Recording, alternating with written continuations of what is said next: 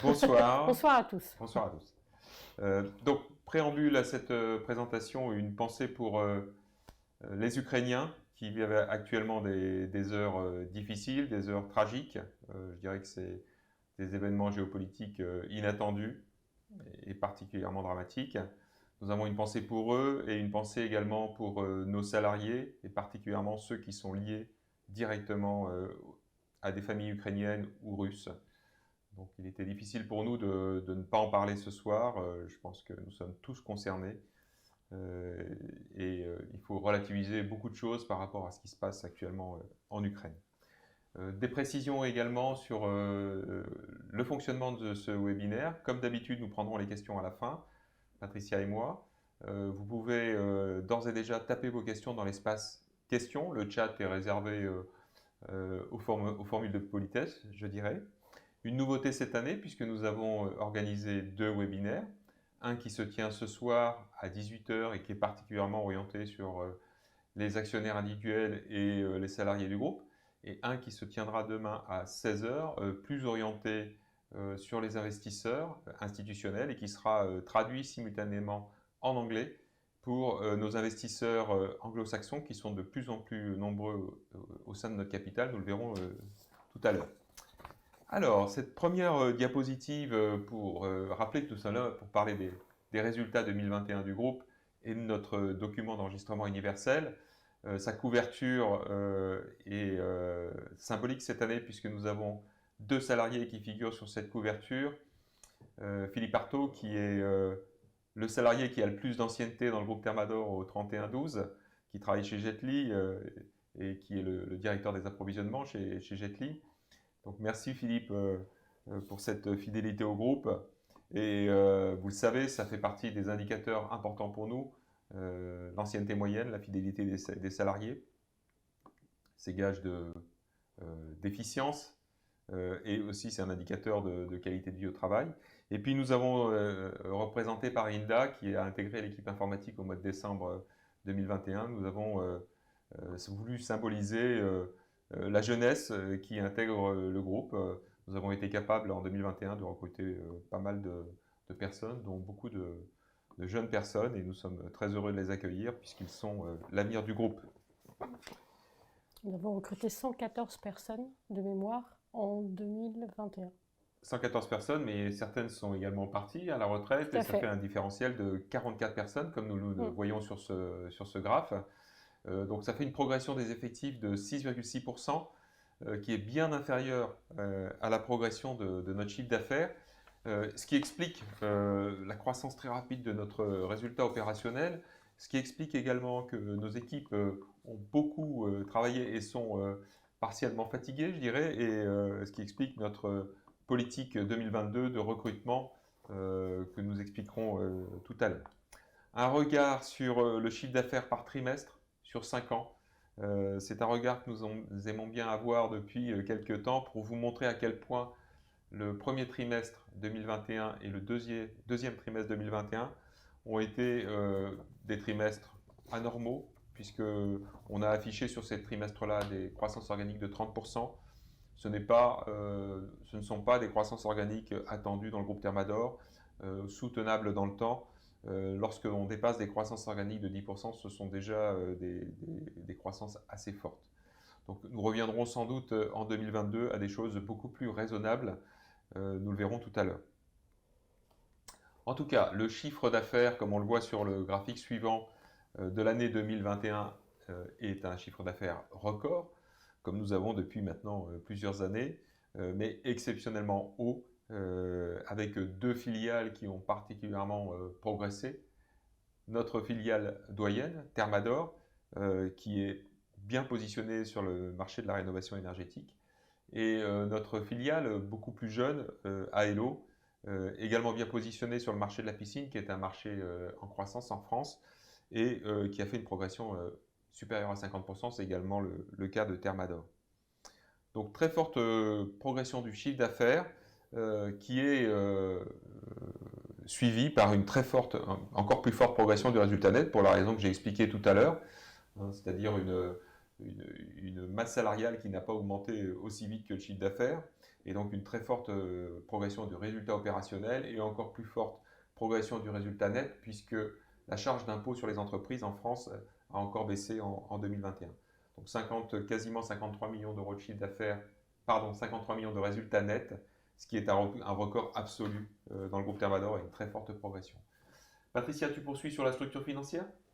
Oui, tout à fait. Donc, concernant la structure financière, nous avons l'habitude en fait d'exposer ces indicateurs et notamment la valeur de notre stock, puisque ça fait partie des forces en fait du groupe.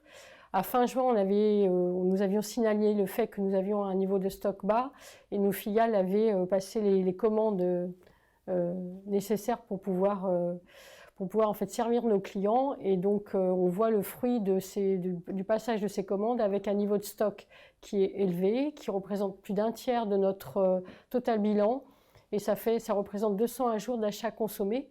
Donc on peut dire que l'effort réalisé par nos filiales a été couronné de succès, et que au final les ruptures que nous avions pu avoir sur le deuxième semestre vont être un peu moins importantes sur le premier semestre. Donc ça, c'était important. Et après, ce qui est important aussi de rappeler, c'est que nous avons des activités saisonnières, comme la piscine, comme l'arrosage.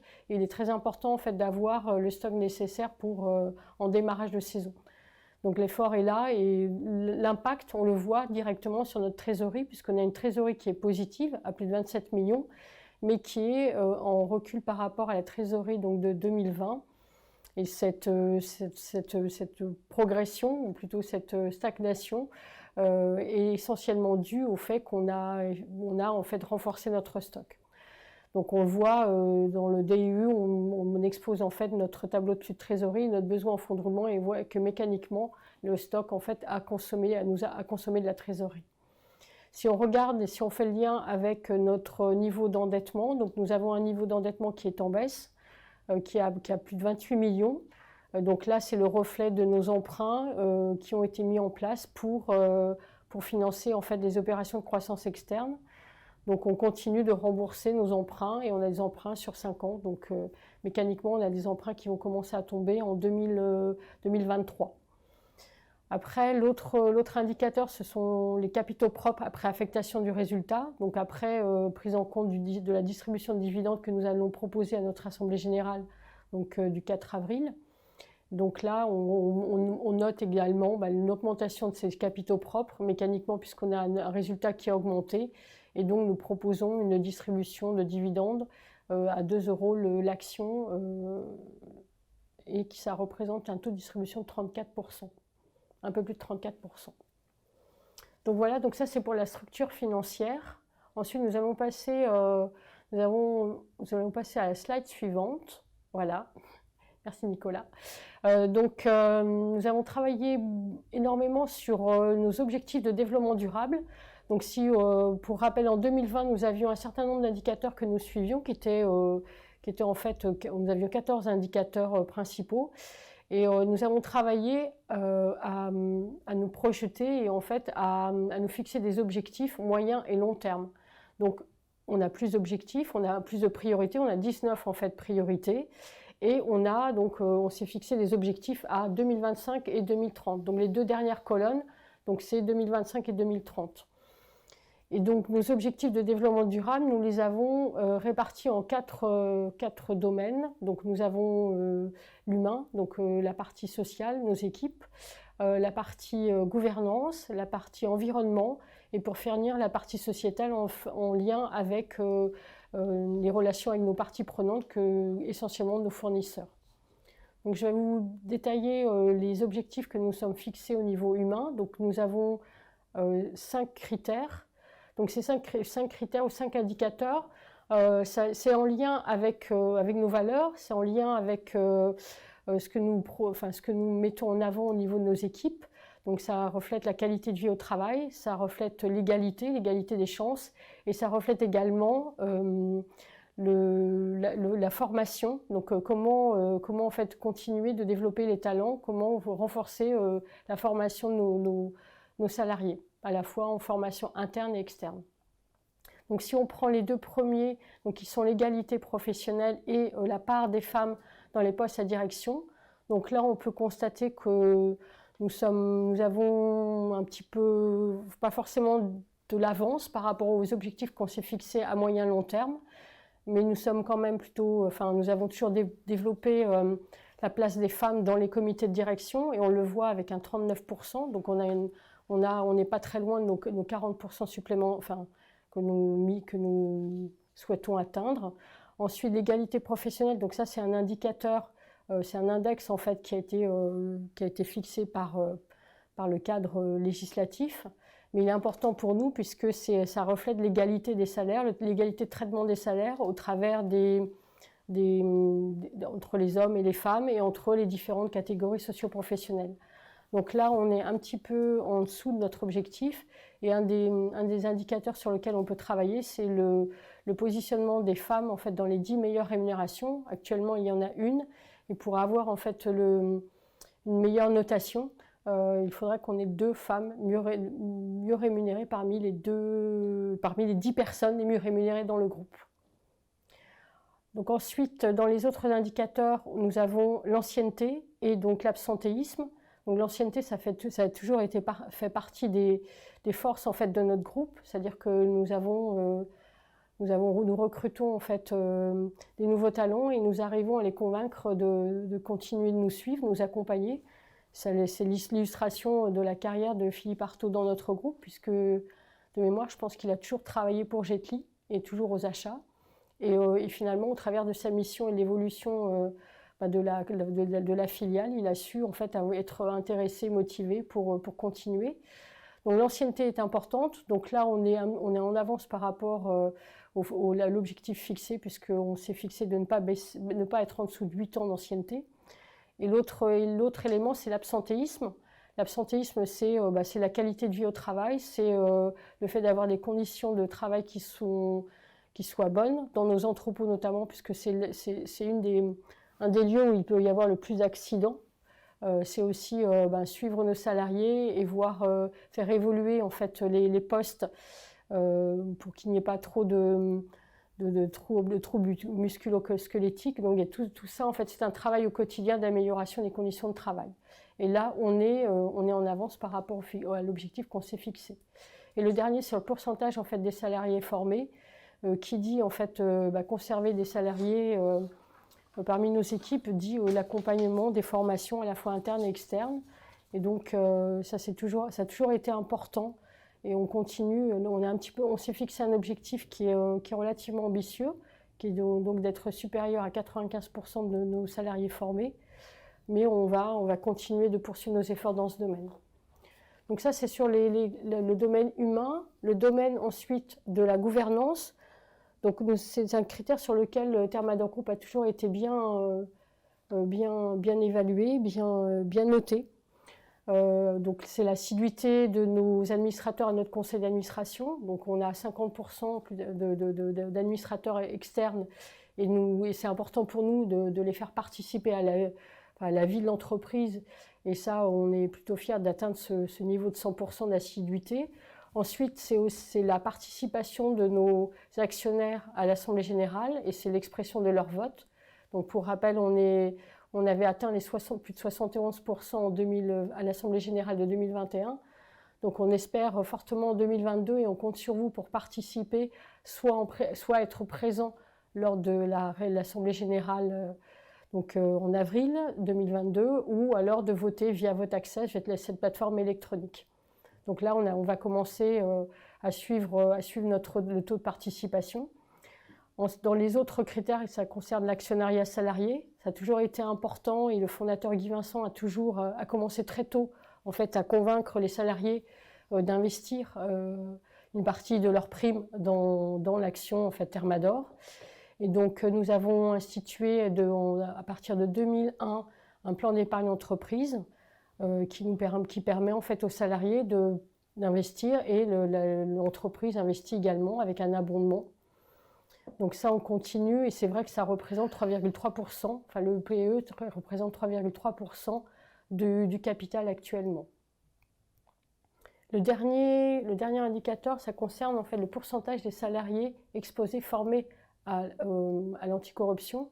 Donc là, on a un critère qui est d'être supérieur à 95% des salariés formés. On est au-dessus pour l'instant, donc on a repris en 2021 les formations en présentiel. Et donc nous avons un dispositif anticorruption, donc on parle d'éthique des affaires, on parle de politique cadeau, on parle de politique de dons, de mécénat. Et donc c'est quelque chose qui est aussi lié à un cadre législatif. Mais au-delà de ça, c'est vraiment faire en sorte que tous nos salariés soient formés. Ensuite, le troisième volet, c'est l'environnement. Donc ça, c'est un sujet sur lequel on avait déjà commencé à travailler sur le scope 1, le scope 1 et le scope 2. Pardon. Et nous avons beaucoup travaillé en 2021 sur notre scope 3. Donc le scope 1, c'est sur les émissions directes liées en fait à notre flotte de véhicules. Donc nos commerciaux itinérants ont des véhicules de société et donc nous surveillons la consommation, les émissions carbone en fait de cette flotte de véhicules. Nous avons un objectif qui est ambitieux à 2030 et pour cela nous allons devoir travailler sur la flotte en place. Puisque si on regarde en 2021, on est à 2,81, donc on est loin de notre inférieur à 1,36. Les émissions directes, donc là ça concerne le chauffage et le rafraîchissement de nos bâtiments. Donc nous sommes propriétaires au travers de la SCI Télé de nos bâtiments et donc nous travaillons sur la meilleure étanchéité de nos bâtiments. Donc là ça concerne des consommations de chauffage, enfin de gaz, de fuel et de réfrigérant.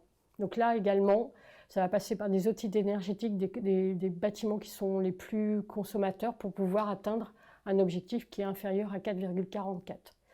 Le troisième indicateur, c'est des émissions indirectes liées à la consommation d'électricité.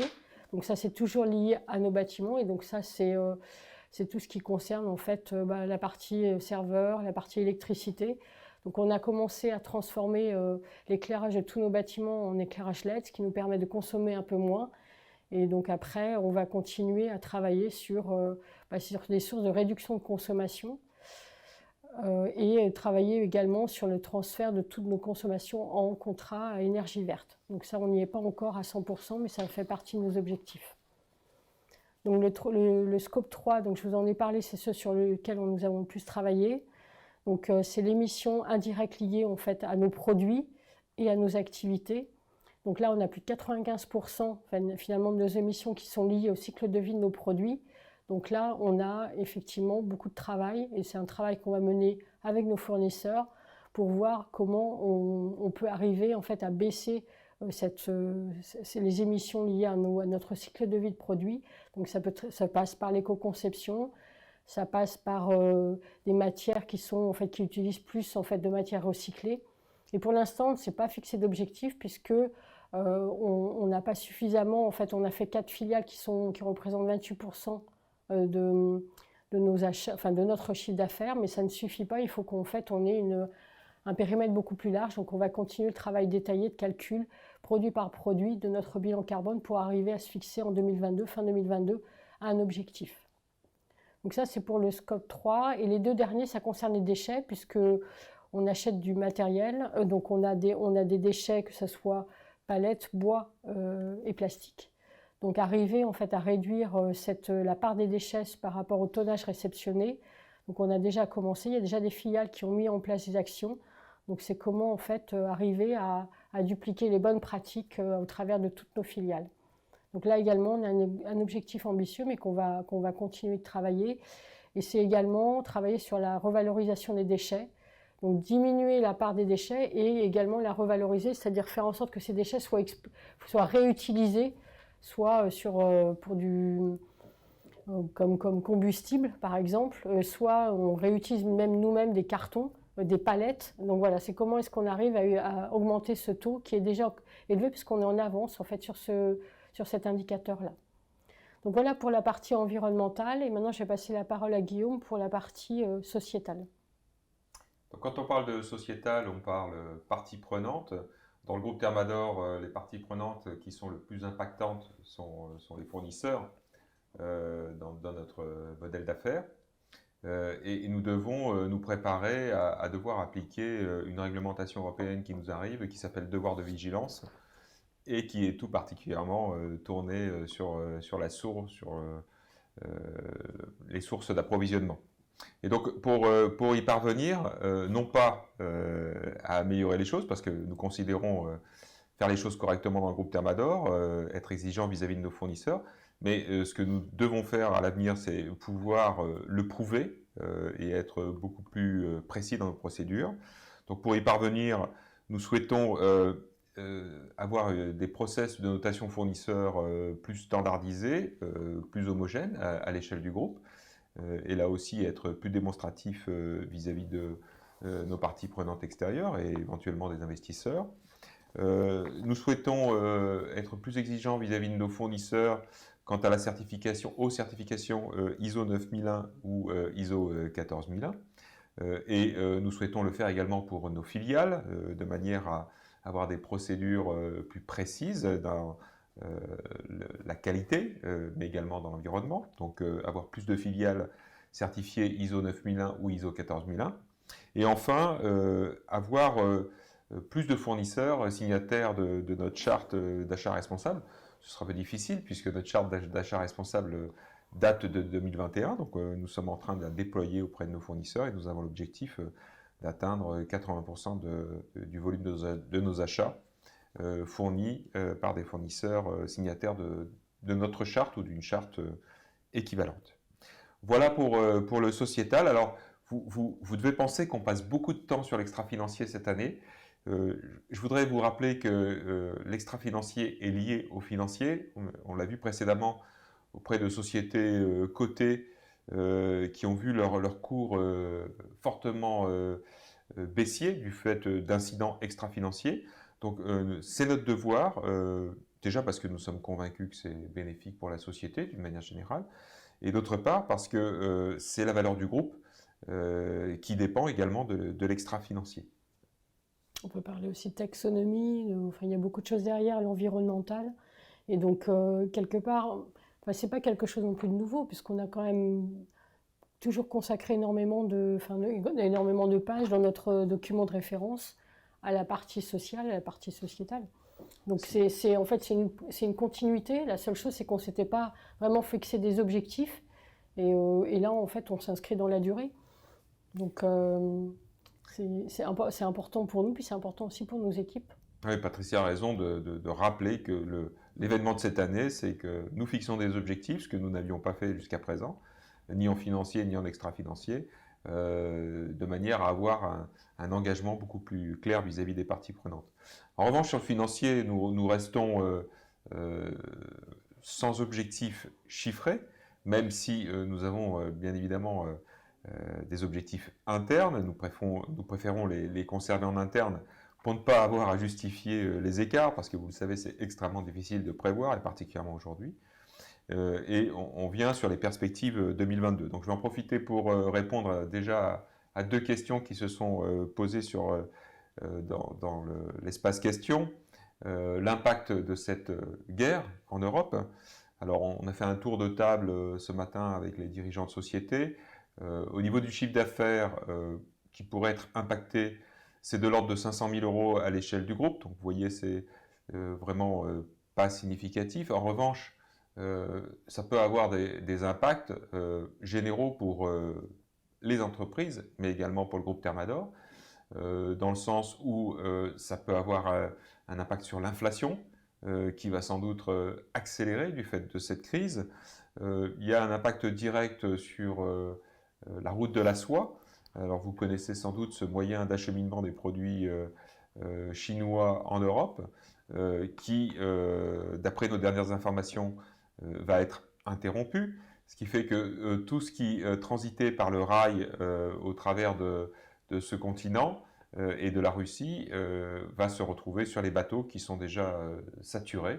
Donc la conclusion directe, c'est que ça va rester extrêmement compliqué d'approvisionner d'Asie en 2022 et sans doute 2023, avec des prix de containers très élevés. Donc à la fois sur les matières premières, le nickel, l'aluminium par exemple, le cuivre, et sur le prix des conteneurs, l'inflation va continuer et peut-être être encore plus forte en 2022. Nous avons dit dans notre lettre aux actionnaires et dans le mot du président dans le DEU que l'inflation répercutée aux clients était de 4,3%. Nous n'avons pas abusé puisque notre marge commerciale s'est légèrement réduite même.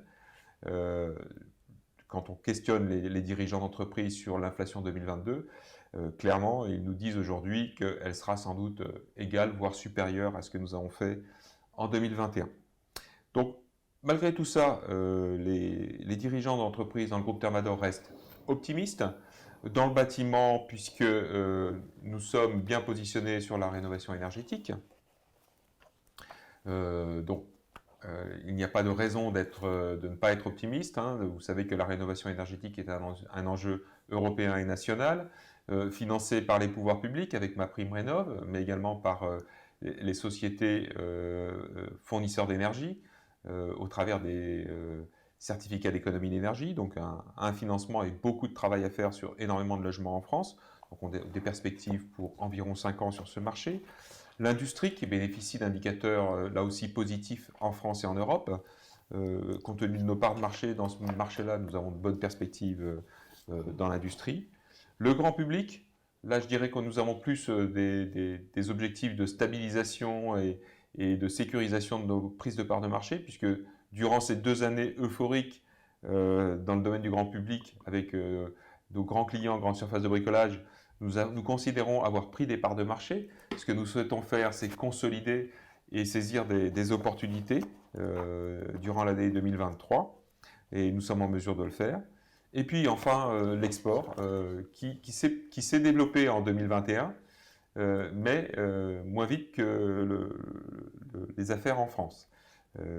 Nous avons été pénalisés par le fait qu'il était clairement impossible, dans certains cas, de visiter nos clients, et nous espérons avoir à nouveau l'ouverture des frontières pour visiter nos clients en Europe et en Afrique, et repartir de l'avant dans la prospection et l'entretien de nos clients actifs.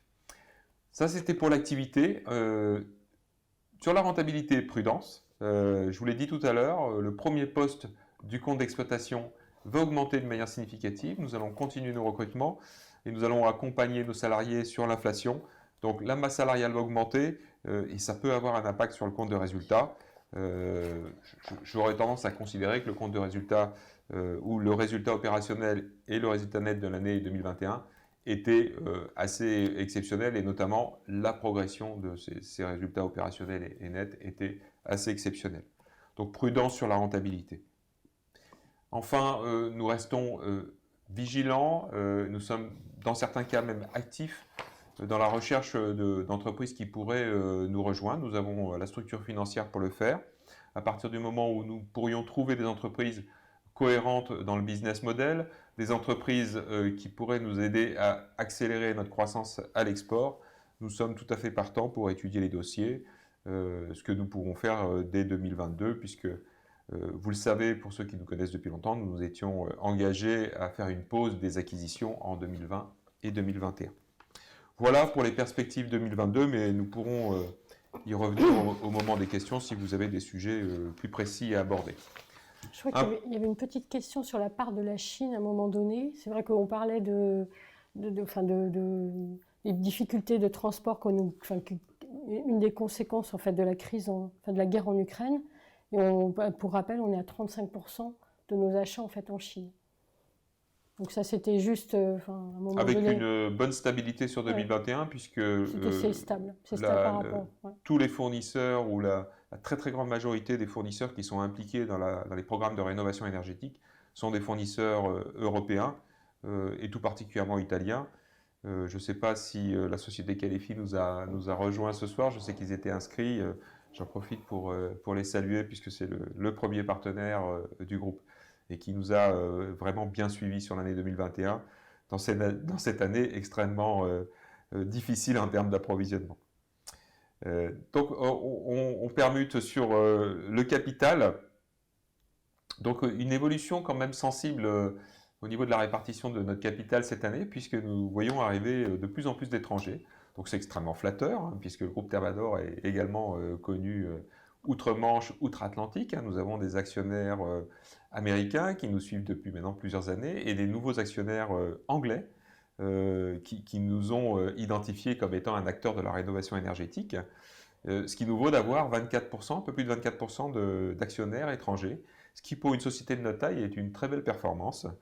Et nous sommes assez fiers de cette performance. Donc 48,5% de nos actionnaires sont des investisseurs institutionnels, 40,9% sont des actionnaires individuels, comme vous, au sein desquels on trouve tout de même des gens tout à fait distincts, puisque nous avons nos fondateurs qui sont dans ces actionnaires individuels et qui représentent 11,7% du capital.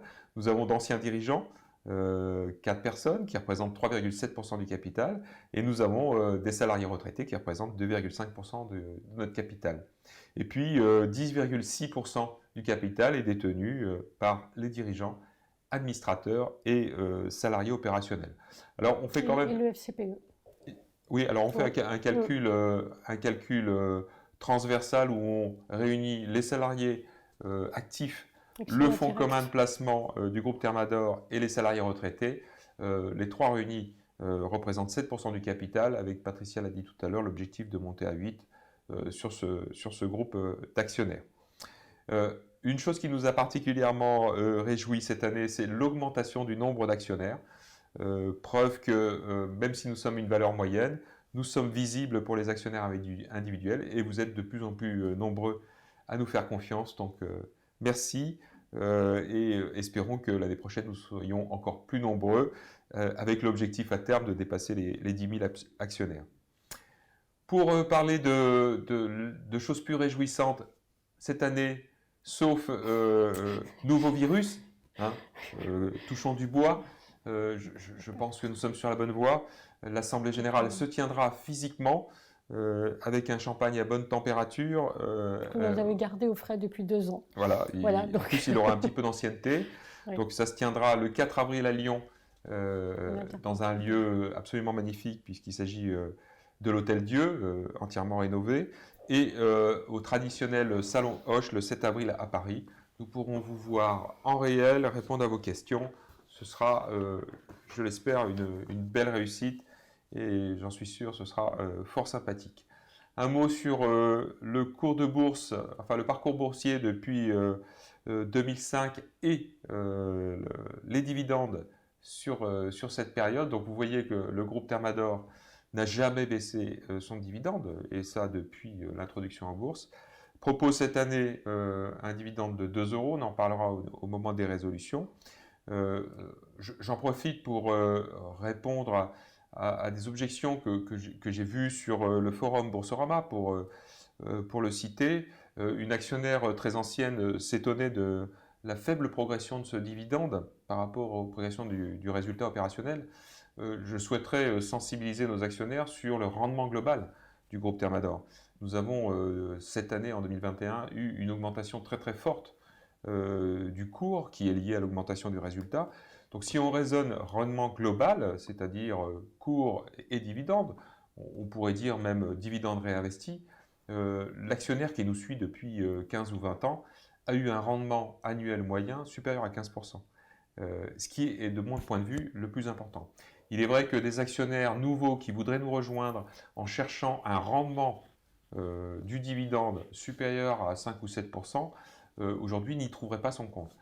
L'actionnaire qui nous connaît depuis longtemps, je pense, y trouve son compte. Je dirais que c'est un bon équilibre entre croissance et dividende. Résolution 2022, donc si vous voulez bien voter cette résolution sur les dividendes, ce sera une résolution importante. Et le dividende sera en fait versé le 14 avril 2022, parce que ça fait partie des questions. Donc détachement le 12 avril et paiement le 14 avril. Et d'ailleurs, ça figure sur le document d'enregistrement universel à la page 52. Vous savez que ce document est déjà disponible en ligne. Pour ceux qui le souhaitent, vous pourrez le recevoir en format papier. Et vous avez à cette page 52 les dates importantes sur 2022. Nous avons au programme de ces résolutions des choses un petit peu exceptionnelles, dans le sens où nous avons 2 dirigeants opérationnels qui vous sont présentés comme candidats administrateurs. Alors ce ne sont pas 2 administrateurs en plus, puisque nous avons le départ de 2 administrateurs dirigeants d'entreprise et l'arrivée de 2 nouveaux. Nous avons la volonté dans le groupe Thermador de faire découvrir le fonctionnement du conseil d'administration aux dirigeants opérationnels de filiales, et ça pour des mandats courts de 2 ans, de manière à ce qu'ils se rendent compte du fonctionnement de cet organe de gouvernance. Et donc nous aurons le plaisir, si vous êtes d'accord, d'accueillir Philippe Bory, le dirigeant historique de Becafer, et Jérôme Chabaudy, également le dirigeant historique d'Aelo, puisque c'est lui qui a présidé à la création de cette entreprise et qui l'a menée là où elle est aujourd'hui de superbe façon. J'ai également présenté ma candidature pour un renouvellement de mandat auprès du conseil d'administration qui relayera cette candidature pour un nouveau mandat d'administrateur auprès de l'Assemblée générale pour un mandat de 4 ans. C'est ensuite, je vous rappelle, le conseil d'administration qui décidera de qui sera le directeur général et le président du groupe Thermador. Nous avons un événement, là aussi, dans cette Assemblée générale 2022, puisque nous présentons 2 nouveaux candidats pour représenter les salariés au sein du conseil d'administration. Un homme, une femme. Je vous rappelle que préalablement, nous n'avions qu'une seule personne qui a quitté le groupe en début d'année 2021, et donc qui sera remplacée par 2 salariés, un homme, une femme, tous les 2 jeunes, fort impliqués dans leur métier respectif, et très impliqués dans cette éventuelle mission que vous voudrez bien leur donner, ce qui fait que nous nous retrouverons possiblement avec 12 administrateurs, dont 2 salariés, 5 indépendants, 5 non indépendants et 2 salariés. Donc on va au-delà de notre obligation légale, puisque notre obligation légale, c'est plus de 3% détenus par les salariés. On doit en fait avoir un administrateur représentant les salariés, donc on va au-delà de cela et on rééquilibre un petit peu. Et le fait d'avoir un homme, une femme, ça permet aussi ça va dans le sens de l'égalité professionnelle. Je dirais qu'on va très au-delà, puisque les salariés vont représenter 2 sièges sur 12, oui, ça va au-delà, alors qu'ils, entre guillemets, ne représentent que 7% du capital. Donc on leur donne vraiment l'opportunité de s'exprimer et d'être au courant, mais également de voter, le cas échéant, sur des décisions qui pourraient être très impactantes pour le groupe Thermador, comme par exemple des acquisitions ou des cessions d'actifs. Bon, on est plus aujourd'hui dans une tendance d'acquisition. Mais ils pourront également se prononcer sur des sujets comme la nomination du directeur général, des directeurs généraux délégués, du président, des décisions liées aux rémunérations des dirigeants, etc. etc. Ils participeront aussi à des travaux de comité, c'est prévu. Oui, c'est prévu également, puisqu'on a un comité d'audit, un comité des rémunérations, des nominations, et un comité du développement durable. Donc ça à la fois, en fait, ils seront au conseil d'administration et ils travailleront dans ces comités. Voilà, et puis... rémunération des dirigeants. Les rémunérations des dirigeants, donc une évolution notoire cette année, puisque de la page 40 à la page 43, nous sommes beaucoup plus précis dans l'explication de la rémunération des dirigeants, Patricia et moi, en ce qui concerne la partie fixe, qui est simplissime, avec une augmentation programmée de 3% en 2022, et la partie variable, un petit peu plus complexe, que l'on explique au titre de l'année 2021 et que l'on vous présente au titre de l'année 2022, d'une manière plus détaillée. Vous verrez que la partie variable de la rémunération sera en 2022, plus si vous le votez, plus liée à l'extra-financier, c'est-à-dire à la feuille de route des objectifs qu'on vous a présentés tout à l'heure, mais également sur des critères managériaux qui sont différents pour Patricia et moi. Donc, plus d'explications pour ceux qui le souhaitent. Je vous invite à lire les pages 40, 41, 42 et 43. Et plus de résolutions. Et plus de résolutions pour, là aussi, être plus précis et totalement conforme à ce qu'attendent les parties prenantes sur ce sujet des rémunérations. Nous disons toujours que pour nous, le plus important, c'est que la rémunération des dirigeants soit décente, cohérente, est plafonnée, qu'il n'y ait pas d'excès. C'est d'ailleurs le cas sur la rémunération variable, puisqu'elle ne peut pas dépasser la partie fixe du salaire. La progression de la rémunération variable ne peut pas dépasser également la progression organique du résultat opérationnel. Donc, des garde-fous sont en place et nous sommes vigilants au bon équilibre qui est, je dirais, le garant du ciment social dans le groupe Thermador. Et on a un comité des rémunérations qui a travaillé en fait sur la politique de rémunération 2022 avec des critères. Donc ça a été un travail important et on se structure petit à petit pour avoir une transparence et puis aussi répondre à certaines attentes en fait de nos parties prenantes et d'investisseurs. Donc on a une question peut-être sur l'inflation, parce qu'on n'en a pas beaucoup, enfin on en a un petit peu parlé via la guerre en Ukraine, mais c'est l'impact en fait de l'inflation matières premières et inflation prix, notamment sur la partie container, sur la structure finale du produit vendu. Donc ça c'est peut-être un petit peu compliqué parce que ça dépend des typologies de produits. Ce qu'on peut dire c'est que dans notre chiffre d'affaires 2021, on a estimé la part qui était liée à l'inflation, donc elle était en moyenne de 4,3%. On a questionné aussi nos patrons de filiales pour voir comment ils voyaient 2022, si quelque part il y allait encore avoir une part d'inflation. Et ça a été à nouveau confirmé, on va continuer d'avoir de l'inflation en 2022. Alors après, dans quelle proportion on n'avait pas forcément prévu les événements actuels, donc on va suivre ça. Ce que j'ai dit tout à l'heure, c'est qu'on prévoyait en 2022 une inflation au moins équivalente à celle de 2021. Donc on ne serait pas du tout surpris qu'à la fin de l'année, on vous annonce 4, 4,5%, 5% d'inflation moyenne à l'échelle du groupe, répercutée aux clients. Ça ne veut pas dire, je l'ai dit tout à l'heure, que nous allons augmenter nos marges commerciales, ce n'est pas du tout l'esprit. C'est déjà difficile pour nos clients, les clients de nos clients, mais également l'utilisateur final, d'accepter de telles hausses de prix. Donc il faut répercuter tout en sachant raison garder, je dirais, sur ce sujet. Après, il y a une question sur les radars de présence dans nos bâtiments afin de limiter la consommation d'électricité. C'est quelque chose effectivement qu'on a testé donc sur des bâtiments grande hauteur à 14 mètres. Donc on a un de nos bâtiments équipés comme ça. On en a un deuxième qui a été équipé l'année dernière. Après, on a aussi une façon différente, c'est-à-dire qu'on fonctionne par zonage, on n'a pas besoin de tout éclairer, donc on essaye d'être le plus économe possible. Et c'est vrai que les détecteurs de présence, quand vous êtes sur un chariot, il peut y avoir on essaye de trouver le bon équilibre entre la sécurité en fait, des magasiniers dans nos entrepôts et la partie consommation d'énergie. Donc c'est quelque chose qu'on teste. Alors ensuite, le pourcentage de nos achats hors UE, on l'a dit tout à l'heure, 35% en Chine. C'est également la part de nos achats en Italie, par exemple. Alors, j'ai quand même coutume de dire que nous avons 2 tiers de nos achats en Europe, ce qui est une réalité. Quels sont nos objectifs? Nous n'avons pas d'objectif de réduction. C'est pas nous qui fixons ça. C'est à chaque filiale de décider de sa politique avec ses fournisseurs. Je vous rappelle quand même les délégations données à nos dirigeants de société, la gestion des ressources humaines d'une part, la gestion bien évidemment le commerce, les clients, mais également les fournisseurs. Ça c'est de la responsabilité de nos dirigeants de société. Ils sont responsables de leurs objectifs et de leur stratégie.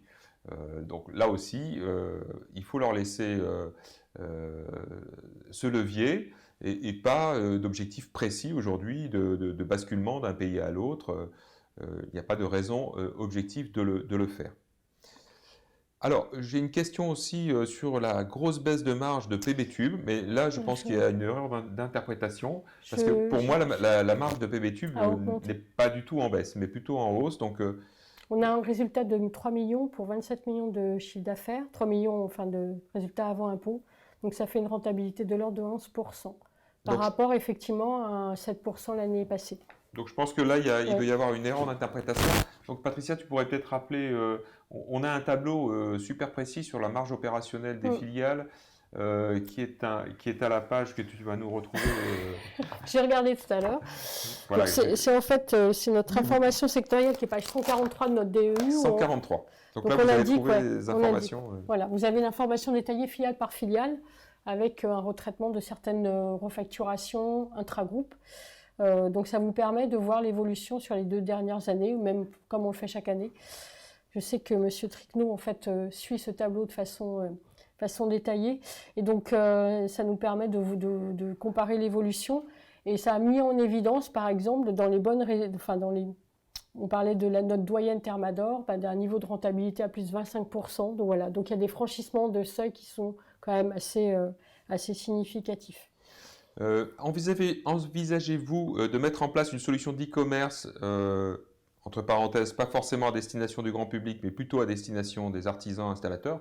C'est déjà le cas. Donc certaines filiales ont démarré des sites e-commerce marchands avec leurs clients en compte. Par exemple Sectoriel et Jetly. D'autres filiales vont suivre, comme Thermador, Sferaco, Safeco. Donc on a déployé. Aelo, c'est pour le passage Aelo, de commandes. oui, excusez-moi. Aelo aujourd'hui permet déjà à ses clients de passer ses commandes en ligne. Donc c'est un phénomène qu'on suit, sur lequel on a beaucoup investi sur des outils extrêmement modernes. Et on suit ça à la loupe, voir effectivement la part des commandes passées via les sites internet par nos clients qui trouvent, je dirais, ce service extrêmement efficace et pratique. Donc en développement. Alors, les pertes d'Accélère depuis sa création. Alors, je dirais que quand nous avons créé Accélère, et puis juste un an après Aelo, nous avions indiqué que nous n'escomptions pas de rentabilité avant une période de 5 ans. Il se trouve que pour Aelo, on a été rentable beaucoup plus rapidement. Pour Accélère, c'est plus difficile parce que nous sommes sur un marché plus fermé, mais prometteur. Nous restons convaincus que c'est une bonne décision que nous avons prise il y a maintenant 6 ans de créer cette filiale, puisque dans la rénovation énergétique, le contrôle de l'air est quelque chose d'extrêmement important. Nous avons de bonnes opportunités pour l'année qui se présente, puisque certains des matériels d'Accélère et de son fabricant Vortis sont particulièrement mis en avant dans la RE 2020. J'évoque les systèmes de VMC double flux. Alors, on doit évoquer l'année 2021 un petit peu comme une année noire pour Accélère, puisque à la fois on a été sur un marché un petit peu chahuté, mais surtout sur un marché totalement exempt de climatisation mobile, qui est une part significative du chiffre d'affaires d'Accélère. Donc, Accélère a été pénalisé par l'absence de vente de clim mobile en 2021. Donc, nous espérons retrouver une situation plus normale en 2022 et en tout cas à moyen terme, de bonnes opportunités de croissance sur ce marché de l'air sur lequel nous sommes convaincus que nous avons un rôle à jouer. Après, nous avons une question. On a un de nos administrateurs qui est DG donc, de LDLC, donc Olivier de la Clergerie, et qui vient de mettre en place cette semaine de 4 jours, donc soit 32 heures. Donc envisagez-vous de mettre en place ou tester cette nouvelle organisation du travail? Je pense que quelque part, l'organisation du travail, au niveau du groupe, de Thermador Group, si on prend les 3 dernières années, on a quand même évolué assez fortement, puisqu'on a mis en place le forfait jour, ce qui n'était pas le cas avant. La partie télétravail est en train de indirectement, c'est mis en place avec le Covid, mais maintenant, ça fait partie aussi des organisations de travail pérennes, avec un certain nombre de filiales qui ont signé des chartes de télétravail ou des accords de télétravail où en fait une certaine population peut avoir une journée, voire 2 journées par semaine en télétravail. Donc on fait évoluer les choses rapidement. Après, ça a été le choix de LDLC, on suit cela, et je pense qu'il y a d'autres groupes en fait qui sont aussi qui sont intéressés par cette évolution. Mais on y va en fait étape par étape. Déjà, le fait de passer en forfait jour, le fait d'avoir des connexions à distance, le fait de passer en télétravail, tout ça, il faut que quelque part on perde pas ce qui fait notre force. Hein. Je veux dire, la polyvalence, le partage d'informations, tout ça c'est aussi important. Donc on est attentif pour l'instant et on va continuer d'accompagner nos filiales pour qu'elles fassent évoluer leurs pratiques. Alors, le pari que font les entreprises qui passent de 35 heures à 32 heures et que les salariés, dans ce laps de temps plus court, vont être efficaces et quasiment fournir le même volume de travail en 32 heures comparé à 35 heures. Sincèrement, c'est juste impossible dans le groupe Thermador parce que les salariés qui travaillent 35 heures ou 37 dans le groupe Thermador n'ont absolument pas la possibilité d'être encore plus efficients et de faire le même volume de travail en 32 heures. Si nous avions adopté cette organisation en 2021, nous n'aurions pas pu réaliser ce que nous avons réalisé parce que ça a été, comme je l'ai dit précédemment, extrêmement difficile de faire face à cette demande. Et c'est encore le cas en 2022.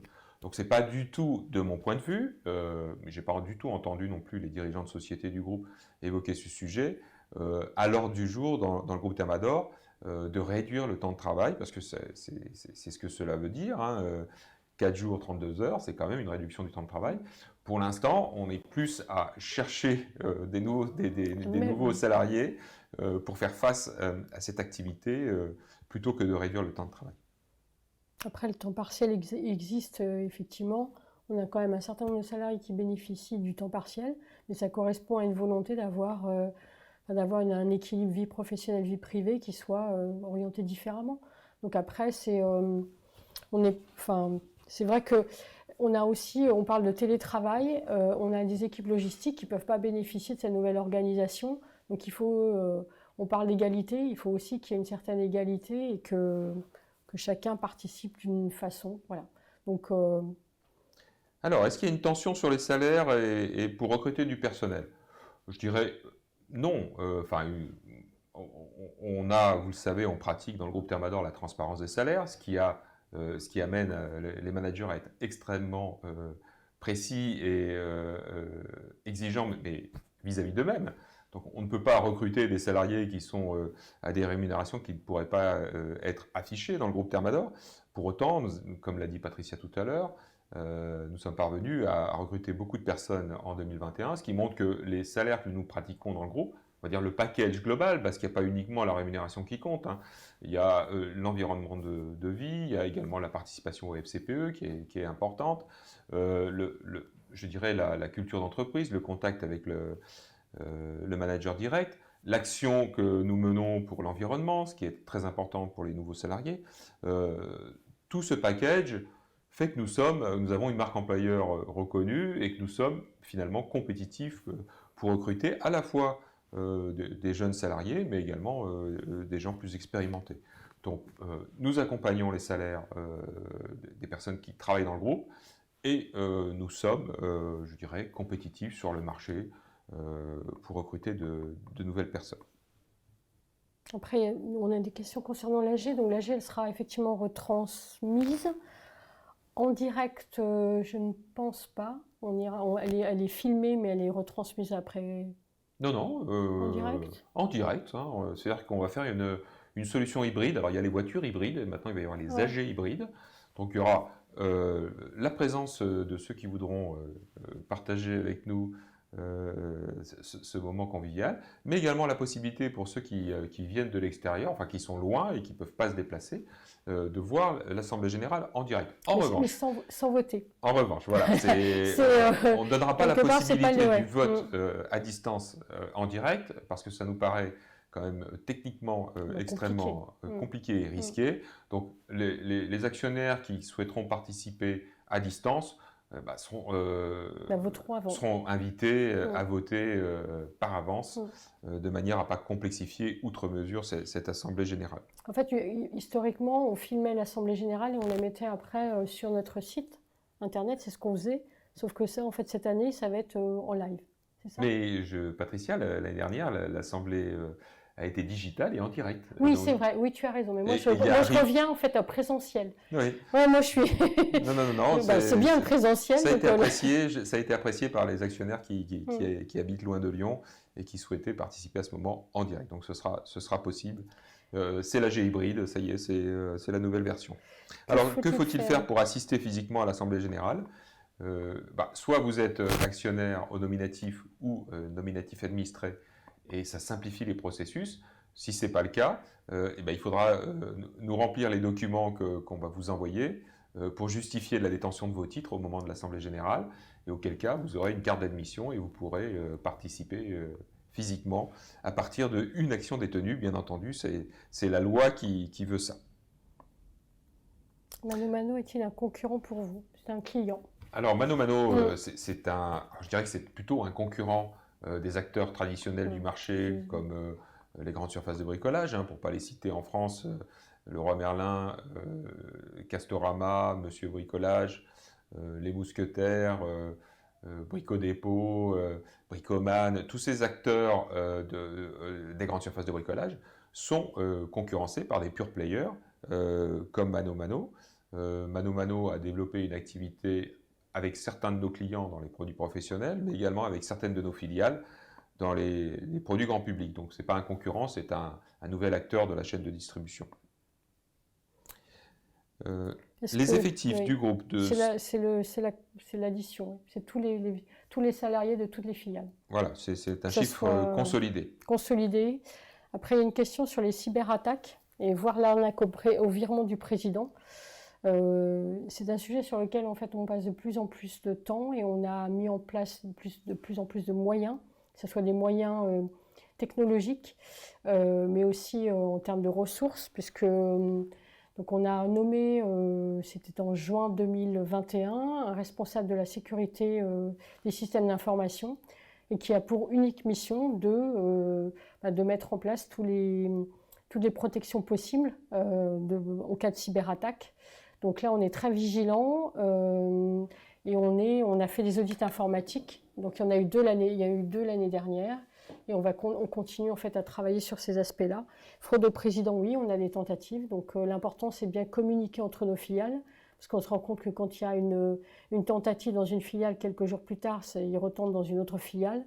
Donc notre organisation nous permet, quand même, qui est relativement décentralisée, nous permet de nous protéger. Alors après, on sait très bien qu'être protégé à 100%, c'est pas possible. Et l'autre élément, c'est qu'on réfléchit à avoir une assurance dans ce domaine-là. Donc on travaille également sur notre assurabilité dans le domaine de la cyberattaque. Donc voilà, donc ça c'est des sujets sur lesquels en fait on a beaucoup investi en ressources humaines, en moyens techniques pour se protéger. Ouais. Question de Hervé, pouvez-vous nous dire du point de vue acquisition quelle activité devrait-elle être concernée? Donc on va rester relativement évasif sur le sujet, pas non plus trop exciter nos concurrents, puisque vous savez, il y a quand même beaucoup d'entreprises qui cherchent à faire des acquisitions aujourd'hui. C'est un scoop pour personne, on ne souhaite pas faire des acquisitions en dehors des métiers qu'on maîtrise bien, et on souhaiterait, si on trouve des sociétés qui pourraient nous rejoindre, se développer à l'international. Pour autant, si de belles opportunités se présentent en France et sur des activités complémentaires aux nôtres, on les regardera avec attention. Donc je ne serai pas tellement plus précis sur ces sujets, de manière à ne pas trop informer nos chers compétiteurs. Question de Bernard, pourriez-vous nous redonner les dates des 2 assemblées sur Lyon? Il y a une assemblée sur Lyon, c'est le 4 avril. Il y a une réunion d'actionnaires. Il y a une réunion d'actionnaires à Paris le 7 avril. Oui, où il n'y a pas de vote, puisque finalement il n'y a qu'une assemblée, c'est celle de Lyon. Alors, la mise au nominatif des titres. Existe-t-il un dispositif de dividendes majorés et sinon, est-il prévu? Alors non, il n'y a pas de dividende majoré pour des actions qui seraient détenues soit au nominatif, soit à partir d'une certaine durée. Non, ce n'est pas prévu. Nous cherchons prioritairement dans le groupe Thermador à améliorer la liquidité du titre. Et c'est vrai que pour avoir de la liquidité, il faut améliorer la possibilité de rentrer et sortir. Là encore une fois, je voudrais rappeler les performances de rentabilité ou de rendement global au niveau du groupe Thermador sur l'action Thermador. Sur les 15 dernières années, on est au-delà de 15%. Ça me paraît tout à fait honorable et je ne pense pas que... enfin, je peux vous le dire, l'objectif pour nous n'est pas aller au-delà de ça. Et le fait que tous les actionnaires bénéficient exactement du même rendement, qu'il soit nominatif ou pas, nous paraît pour le moment la formule la plus adéquate par rapport à notre taille et notre liquidité. On a une dernière question, je pense que ça concerne nos règles de valorisation des stocks à rotation lente. Donc ça fait partie des aspects, puisqu'à un moment donné, on voit le niveau de stock qui a augmenté, donc la place dans les entrepôts, elle est adaptable, mais jusqu'à une certaine mesure. Donc les stocks à rotation lente, nos filiales sont relativement vigilante par rapport à cela. On n'est pas dans du matériel qui se dévalorise à travers les années. La matière, elle reste non dépréciable. Donc on est plutôt sur du cas par cas. On regarde en fait nos quantités, on regarde notre rotation. Et certaines fois, on peut se permettre d'avoir des rotations, des couvertures de stock très importantes. On estime en fait la part de non vendus sur une référence de produit, et on déprécie entre 30, 50, 80% selon en fait la part de la quantité estimée qu'on pense ne pas pouvoir vendre, ou on pense en fait devoir faire des réductions de prix de vente. Voilà. Enfin, je dirais que c'est un sujet qui est extrêmement regardé par nos commissaires aux comptes, parce que dans une entreprise de distribution comme la nôtre, où les stocks pèsent si lourd, il est clair que quelqu'un qui arrive de l'extérieur, c'est la première chose qu'il contrôle. Il y a deux choses, c'est la valorisation de nos stocks et éventuellement la façon qu'on a de les déprécier. Donc c'est un sujet qui est très, très suivi, à la fois par nous et aussi par les commissaires aux comptes. C'est aussi en lien avec notre besoin en fonds de roulement. Et comme on regarde en fait l'évolution des BFR de chaque filiale, et chaque année en fait tous les 6 mois on se fait un comparatif, c'est vrai que s'il y a une filiale quelque part qui a un stock qui ne tourne pas, mécaniquement ça va se voir dans son besoin en fonds de roulement. Donc ça fait partie des indicateurs qu'on regarde. On a des tableaux de bord financiers, et ça c'est là on a fini le 31 décembre, et on va commencer à regarder ces ratios là maintenant pour voir comment ça a évolué par rapport à l'année passée, en sachant que on communique ces chiffres-là aux patrons de filiales, et ça fait partie de leurs indicateurs. Donc, c'est des choses qui sont suivies. Alors, Jean-Pierre nous demande s'il y aura un formalisme particulier pour la réunion parisienne. C'est beaucoup moins formel que l'Assemblée générale, donc pas de nécessité de prouver que vos titres sont bloqués. Simplement, c'est une réunion qui est réservée à des actionnaires du groupe Thermador. Je rappelle toujours dans ces réunions, et particulièrement à Paris, que l'objectif de la réunion n'est pas le cocktail final de la réunion, mais l'information des actionnaires et la discussion. Alors, le cocktail, c'est ce que l'on fait après pour continuer à répondre à vos questions, et qui ne doit pas se transformer en pugilat comme on l'a vu dans d'autres assemblées. Voilà, donc vous êtes les bienvenus à partir du moment où vous êtes actionnaire dans cette réunion parisienne et au cocktail qui se suit. Voilà. Je crois qu'on a terminé les questions, à moins qu'il y en ait d'autres qui arrivent. Les réunions se feront avec passe sanitaire et masque. Distanciation, oui, c'est sûr. Après le passe sanitaire, on a échangé sur ce point cet après-midi, Guillaume. Oui, alors je crois que nous ne sommes pas en mesure de rendre obligatoire sur une assemblée générale le pass sanitaire. Donc il faudra qu'on vérifie avec nos juristes. Pour autant, en fonction de la situation, on demandera ou pas d'appliquer les gestes barrières que vous connaissez depuis longtemps. Moi, ce que je vous demande en tant que citoyen et actionnaire responsable, c'est de venir dans la mesure où vous êtes vacciné, parce que nous avons au sein de notre assemblée et au sein de nos actionnaires, des actionnaires qui sont âgés et donc particulièrement vulnérables à ce virus. Donc, ce serait quand même tout à fait dommageable que ces actionnaires soient contaminés pendant ces réunions. Donc, si vous décidez de venir, ou alors je vais tourner les choses différemment, si vous avez décidé de ne pas vous vacciner, je pense que ce serait préférable que vous votiez à distance et que vous assistiez à distance à notre assemblée. Voilà pour répondre à votre question. On a eu aussi une question par écrit qui nous est arrivée avant, qui concernait les créances douteuses qui existent dans le groupe Thermador, mais qui sont quand même extrêmement faibles. Patricia, tu peux peut-être en dire un mot ? Oui, parce que historiquement, on a toujours en fait déprécié nos créances douteuses. Donc on a une méthode statistique, sauf que ça fait depuis 3 ans où une norme en fait comptable nous demande de reporter, de regarder si en fait quelque part une créance qui est saine maintenant a statistiquement une probabilité de devenir douteuse sur un laps de temps. Donc c'est pour ça qu'on communique sur ce chiffre-là. Mais donc on a toujours provisionné, c'est une règle de prudence, et on a des montants, c'est de l'ordre de 0,07% de notre chiffre d'affaires, donc nos pertes elles sont très, très minimes. Et à savoir si on est cofacé ou pas, nous ne sommes pas cofacés. nous avons des comptables clients, souvent des femmes, qui en fait relancent bien nos clients, qui connaissent bien les comptes clients et qui suivent ça. Et l'important aussi, c'est qu'on a des clients communs. Donc quand on a un client qui a été identifié comme ayant des problèmes, il y a une communication qui se fait à travers les filiales et qui fait que ce partage d'informations fait qu'on est beaucoup plus vigilant d'une filiale à l'autre. Voilà. Alors, je pense que vous avez noté pour les experts du BFR du groupe Thermador que le poste client s'est même amélioré en 2021. Je crois que cette période a amené l'ensemble de la chaîne de distribution à être beaucoup plus vigilant sur les délais de paiement. Et donc, nos filiales ont pris l'habitude de relancer plus systématiquement, et c'est un phénomène qui est durable, nous le pensons. Donc, plus de vertu dans le respect de la loi, puisqu'il s'agit d'une loi en France. Une dernière question concernant l'exposition du groupe aux événements actuels. J'en ai parlé tout à l'heure.